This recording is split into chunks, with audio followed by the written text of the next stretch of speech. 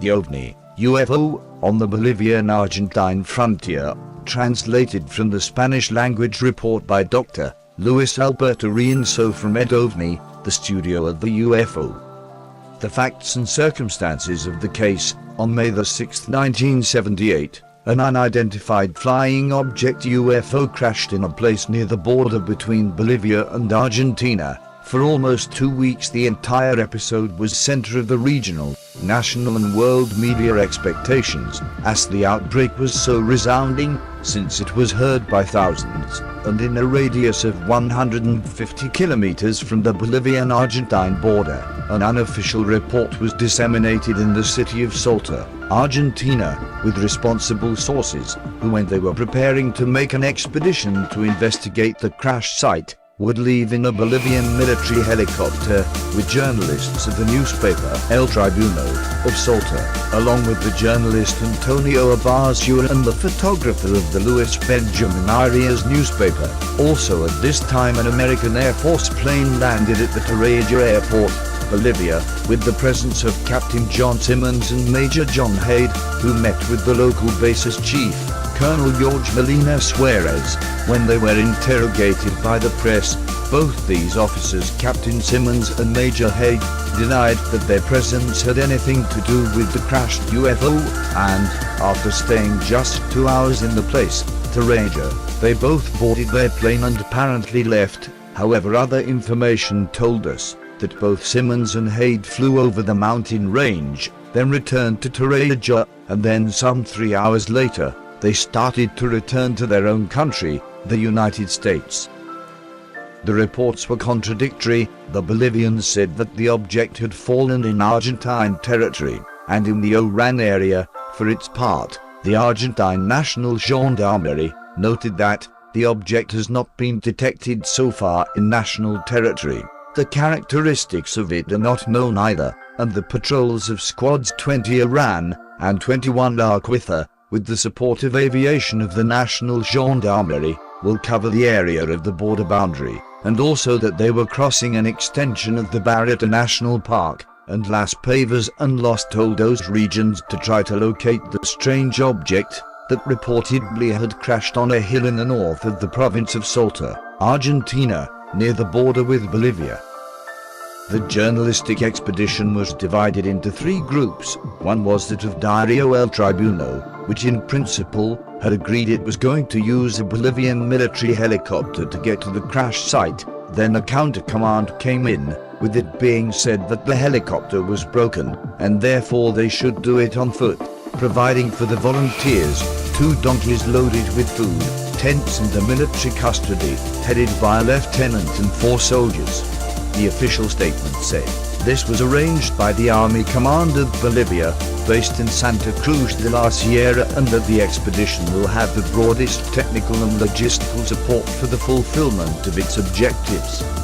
The El Tribuno newspaper had hired 3 experienced mountaineers to lead the group in this marvelous march, with Buenos Aires journalists, Cesar Massity and his cameraman, Oscar Rice, leaving on foot, joining the expedition of the El Tribuno newspaper, along with Dr. Orlando Bravo and journalist Antonio Abazua.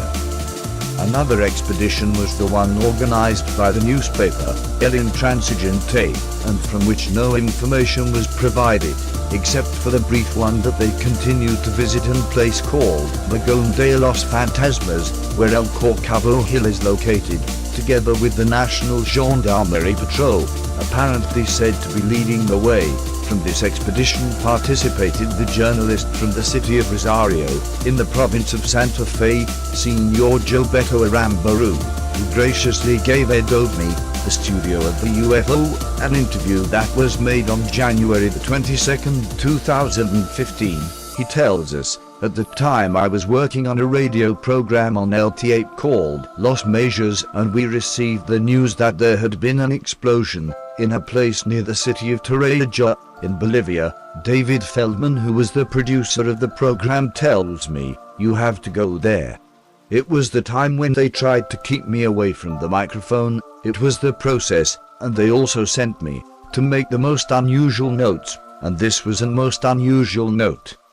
It was assumed that something had fallen in that place and that it had to be covered. So I left Rosario to go to Salta, and whilst I was there, I went to the newspaper El Intransigente, and I met the chronicler Benito Espinosa, and I got hooked up with him to travel together to Tarija. His photographer also traveled along with us. The landscape was impressive. The first thing we do is visit the Bolivian Air Force. They tell us that they could take us to the fall zone.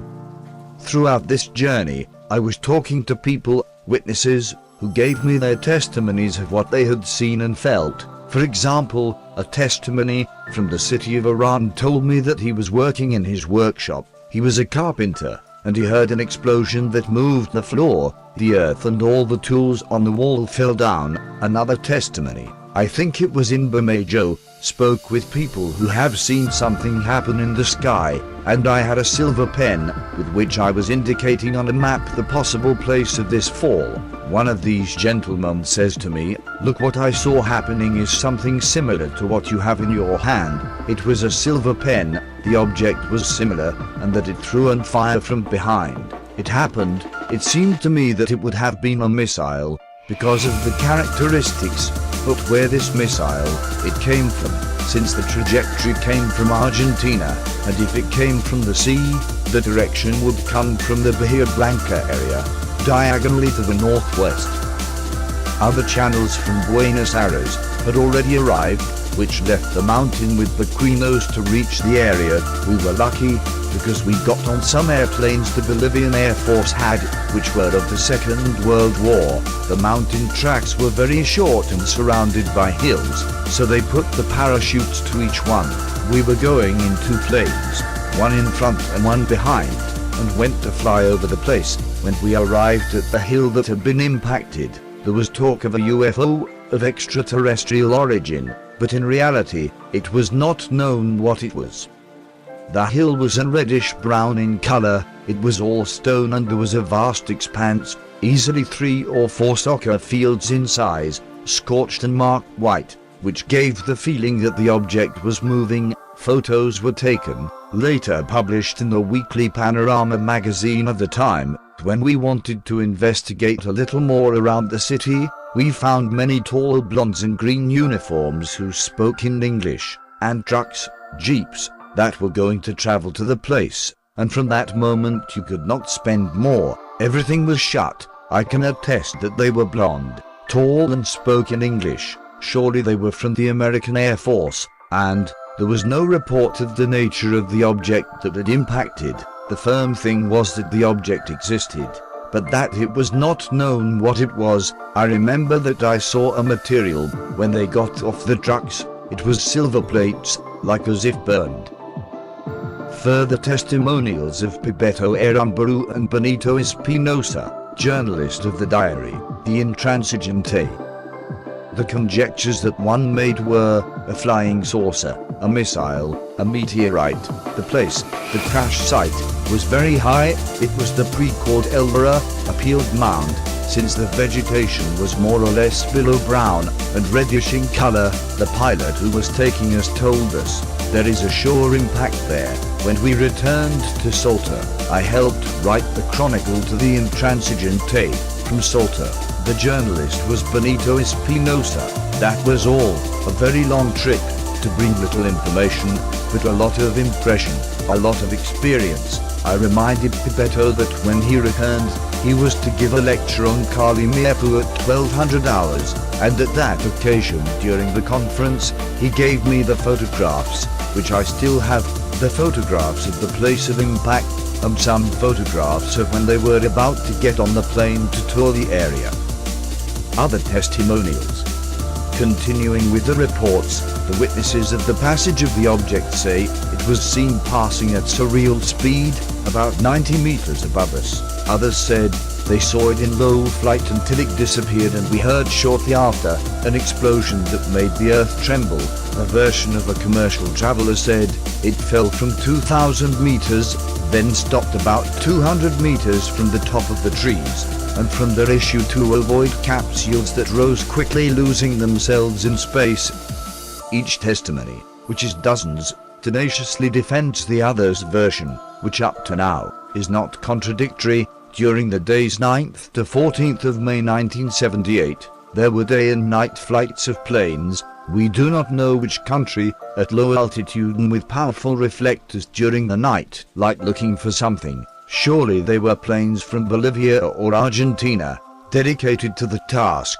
It was speculated that the fallen artifact was a missile or a space rocket, with a thick metal structure, that rushed into the remote region of the hill El Corcovado, causing the collapse of much of it.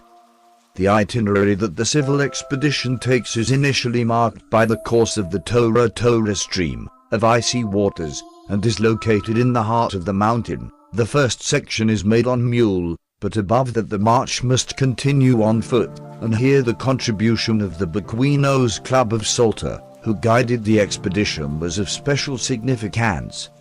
On the other hand, the third expedition of the Light Air Force Bolivia, based in Tarija, 1,300 kilometers to the south of La Paz, fulfilled its task of search, though the news was contradictory on the little that could be observed of the object that produced the explosion, and in the place where it had fallen. It is presumed that it was on the El Zaire or Dare Hill, on the border with Argentina, and that the Bolivian Air Force was trying there to locate it.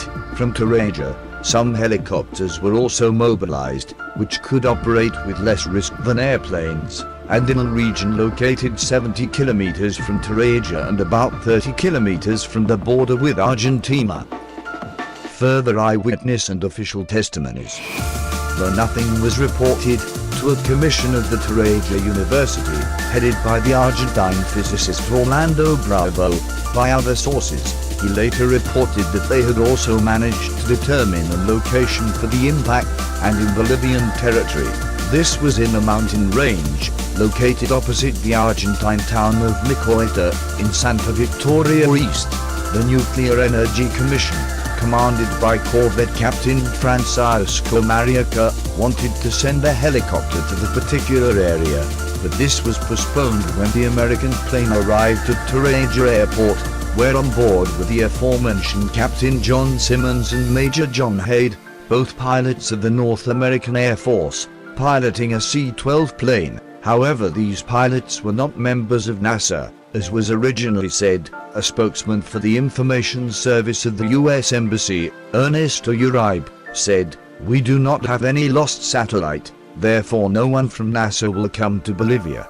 Nevertheless, the government of La Paz closed the region where it was evident that the object had fallen, and ordered to cordon off the site, since it was apparently unknown if this was a terrestrial artificial satellite with atomic fuel, like the Soviet satellite crashing Canada's Northwest Territories, and that constituted a serious danger for the civilian population from the deadly radiations that it gave off.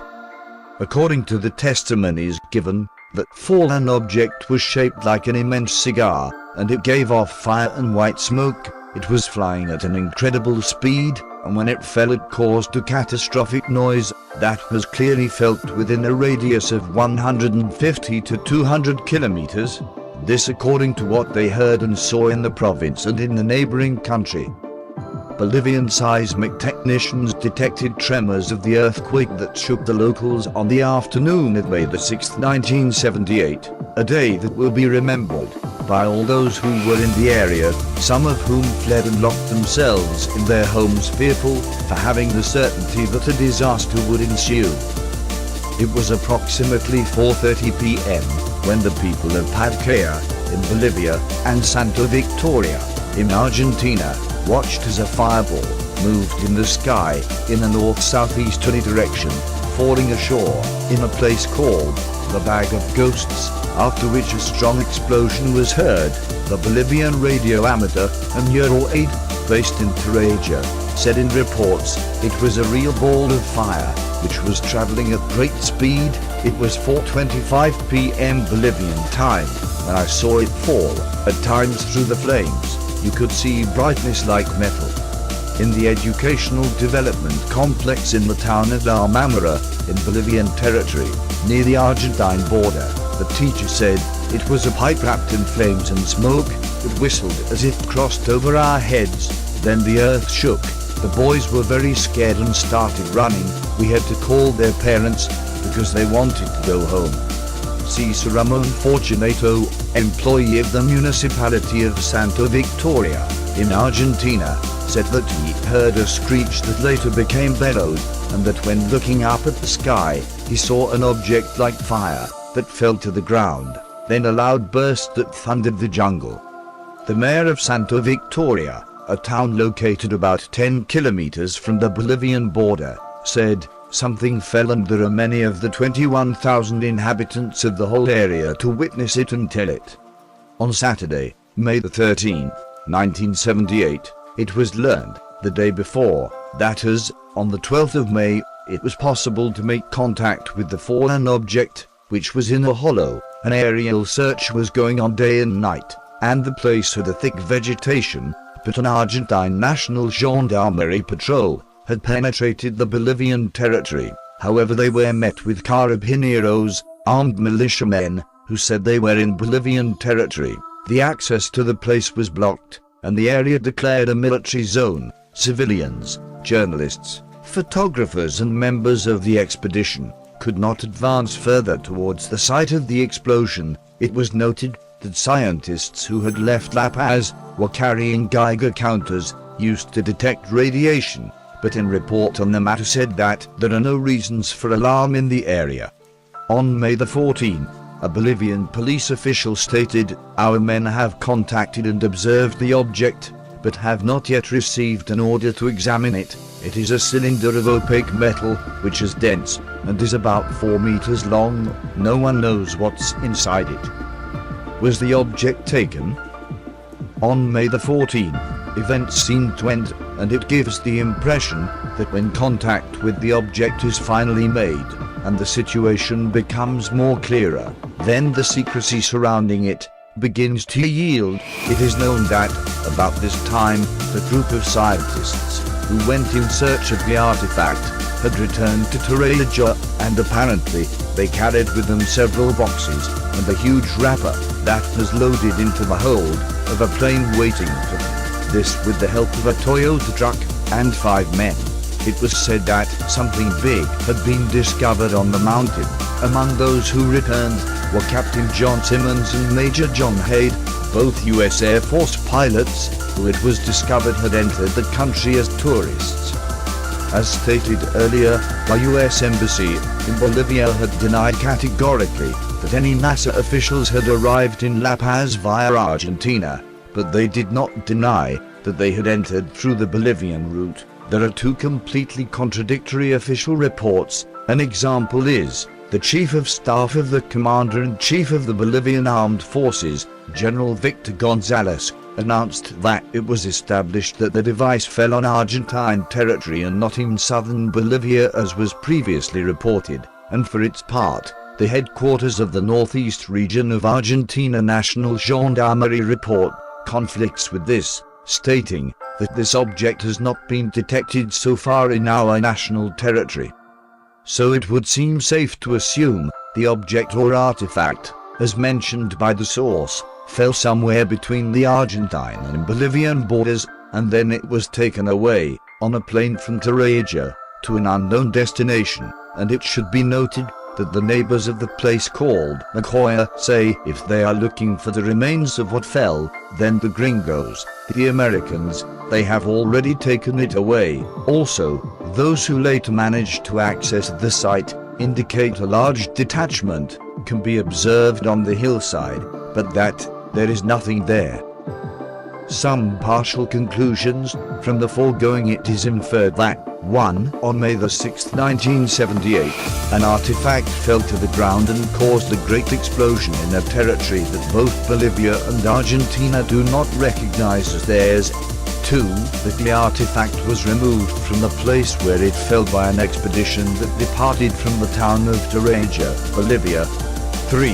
That the device was subsequently loaded on an airplane as soon as the expedition returned, of which a captain and a major of the U.S. Air Force were part of, without knowing what their fate was. 4. It was not a meteorite because meteorites do not have a metallic tube shape or dent. 5. It was not an airplane because nobody recognizes it as such. 6. It was not an artificial satellite because none has the form described. 7. Was it an intercontinental rocket, a missile, that is to say a bomb, whose characteristics are similar to those described by the witnesses, which, due to a technical failure, fell ashore during a test operation? Direct communication with the USA, established by the newspaper El Tribuno of Salta, indicate the official media lack information about the object fallen in the area of the Bolivia-Argentina border, or at least declare not having it. Mr. Kent Morris, head of the Public Information Department of NASA, affirmed categorically that the entity has no knowledge of the phenomenon in question, and that at no official level was a decision made to send observers to Bolivia or Argentina to investigate it. He suggested contacting the Cheyenne Space Research Center, whose public relations officer is Mr. Thomas Scotch, who said he only had the knowledge of the facts by the way of the media, but added, "Here at the center we have not received any data referring to the artifact of human origin, although it may be an extraterrestrial object or a large meteorite." Later information indicates that the two North American pilots surnamed Simmons and Haid did not belong to NASA, and very likely were members of the Attic, a U.S. body rumored to be dedicated to the study of crashed UFOs and their recovery anywhere on the globe. In this organization we find the best researchers, being the most important center on interplanetary matters in the world. They apparently have not only the most qualified scientific and paranormal personnel, but also giant aircraft, with 4 turboprops, specially prepared for this type of research and retrieval exercise. These are cargo planes that can cross a continent without refueling, fly in any weather and with all kinds of strange charges and apparatus, since even their structures are said to be modified. Also, they have the support of the USAF and its aircraft, which include from giant Hercules of 4 turbo helices to intercontinental Boeing 707, to other giants even greater as the Jumbo 747 and C-5 Galaxy. Such aircraft can not only make a direct flight without landings between the Wright-Patterson base in Ohio, around 6,500 kilometers away, but up to 10,000 kilometers or more. This is a common routine task. In addition, they are said to be equipped with the most powerful instruments and instruments modern and sophisticated that other similar aircraft do not have. Once located and recognized and in any sector, both in the jungle and the mountains, a hillside or a hollow in a forest, there is no problem for a helicopter-type, vertical takeoff and landing aircraft, or similar, to remain hovering or stationary in the air, until hooked and transported, either a light object or an object weighing several thousand kilos, as would be the case of the object dropped in Bolivia, and then take it directly some 1,000, 2,000, or 6,000 kilometers or more. In addition, these operations can be performed both day and night, since the aforementioned helicopters and aircraft are equipped to work and fly under any circumstances, to transport objects in the dark, take them to the side of the giant planes, then be transported to corresponding laboratories. It should be emphasized that all the personnel designated to these tasks are selected for their noted wide practice and competence, not only in flight techniques, but also in extraterrestrial investigation, possessing a very extensive knowledge about everything related to life, beings and flying discs of an unknown origin.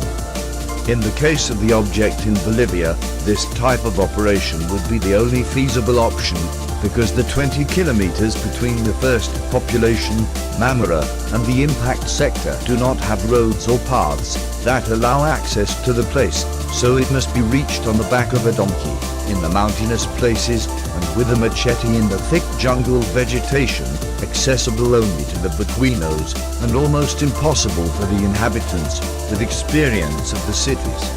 To this, we must add the presence of wild animals and vermin of the jungle, obstacles that would not allow for the arrival of the various patrols that departed on foot from Mamara. On the other hand, the officials and commissions that arrived in planes and helicopters did not have any problem in simply flying over the area and identifying both the place and the object.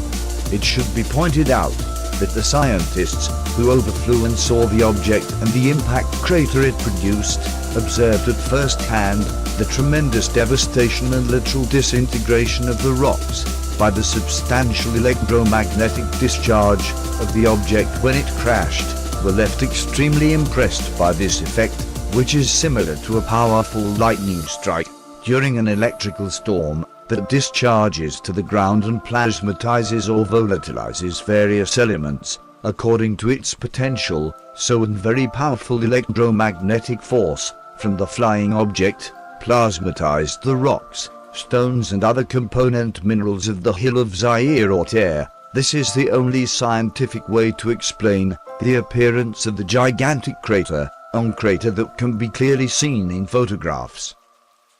As a final point to the contribution of information on the giant bright metallic cylinder of conical shape, crashed and disintegrated over a huge sector of land between Bolivia and Argentina on May 20, 1978, the search for the object was officially cancelled after only 8 days. However, the location of the place of the phenomenon was delayed further. Given this, there is no doubt that an object of some nature was located in this time and subsequently extracted by helicopter that took it to an airport, where it was carried in the bowels of a giant 4-turbo aircraft to a special laboratory.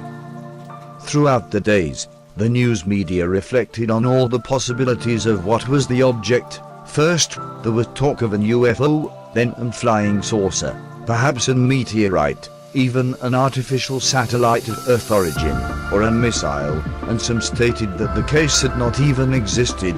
Thus, Ed Ovni, the studio of the UFO in the Americas, state this case and incident correctly as the Bolivian Roswell UFO crash incident.